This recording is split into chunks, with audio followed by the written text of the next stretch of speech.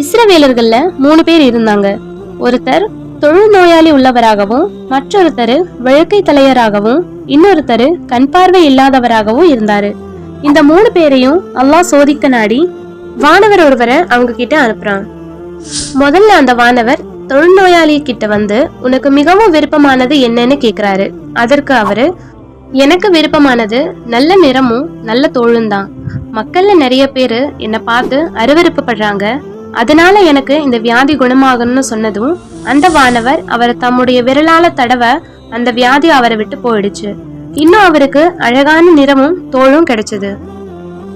அப்புறம் அந்த வானவர், எந்த செல்வம் உமக்கு ரொம்ப பிடிச்சதுன்னு கேட்க, ஒட்டகம் தான் எனக்கு பிடிச்சதுன்னு சொல்றாரு. உடனே அவருக்கு கருத்தரிச்ச ஒரு ஒட்டகம் பரிசா கொடுக்கப்பட்டுச்சு. அந்த வானவரும், இதுல உனக்கு பர்க்கத் கிடைக்கும், அதாவது இதன் மூலமா நீ வளர்ச்சி அடைவேன்னு சொல்றாரு. பிறகு